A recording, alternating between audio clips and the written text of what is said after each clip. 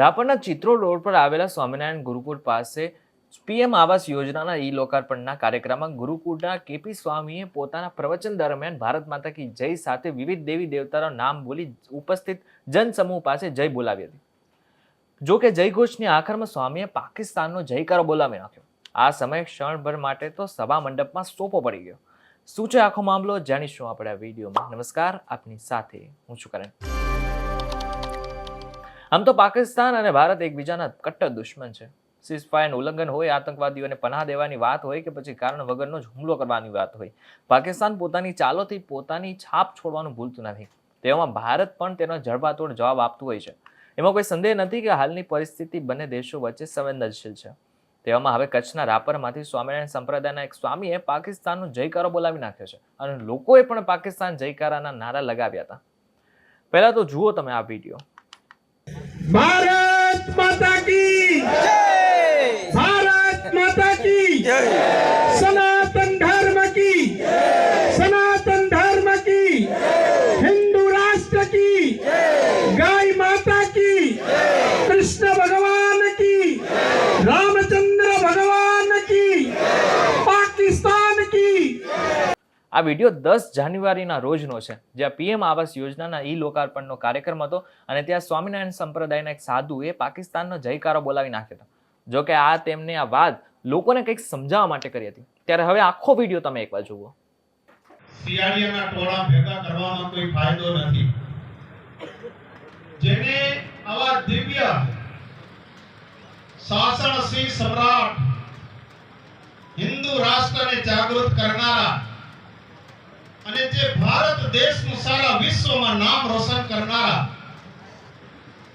એવા વડાપ્રધાન મળ્યા હોય, જેના દિલમાં એક એક રંગમાં લોહીના બુંદમાં જેને સનાતન ધર્મની રગ હોય, એવા વડાપ્રધાન જ્યારે આવા મકાનોનું લોકાર્પણ કરતા હોય અને એના માટે આપણે એકત્રિત થયા હોઈએ અને જો ભારત માતાની જય જોરદાર નાદથી ના બોલાય, ત્યારે આપણા ભાઈ શ્રી નરેન્દ્રભાઈ આપનું લાઈવ કાસ્ટ બધું જુએ છે અને મનમાં એમ ન થાય કે જેને માટે હું આટલું બધું કરું છું અને ભારત માતાની જય બોલવામાં મારા ભારતના નાગરિકો આટલા જો શરમાતા હોય તો કોને માટે મારે કરવું?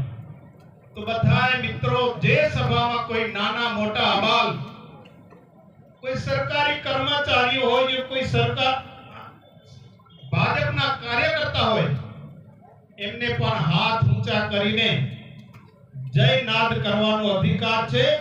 એટલે બધાને લાજ શરમ મૂકીને જય જયકારનો નાદ કરવાનો છે. ભારત માતા કી જય, ભારત માતા કી જય, સનાતન ધર્મ કી જય, સનાતન ધર્મ કી જય, હિન્દુ રાષ્ટ્ર કી જય, ગાય માતા કી જય, કૃષ્ણ ભગવાન કી જય, રામચંદ્ર ભગવાન કી જય, પાકિસ્તાન કી જય.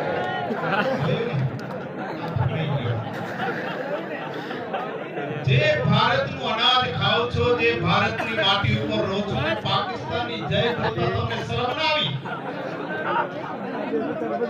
પાકિસ્તાન તમે અચકાઓ છો. શું તમારા બાપના દીકરા છે કે જે તમને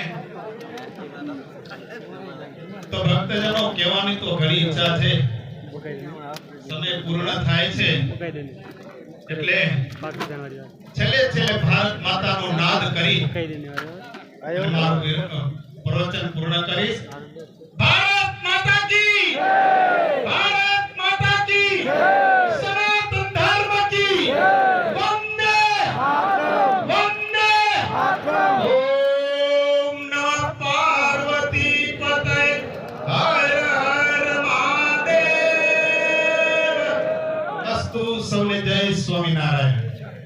આ બાબતને તમે કેવી રીતના જુઓ છો એમને કોમેન્ટ કરીને ચોક્કસથી કહેજો. વિડીયો થકી તમને કોઈ માહિતી મળી હોય તો વિડીયોને લાઈક અને શેર જરૂરથી કરજો તથા આવા જ અન્ય સમાચારો માટે અમારી ચેનલ નિર્ભય ન્યૂઝને સબસ્ક્રાઇબ કરવાનું ભૂલશો નહીં.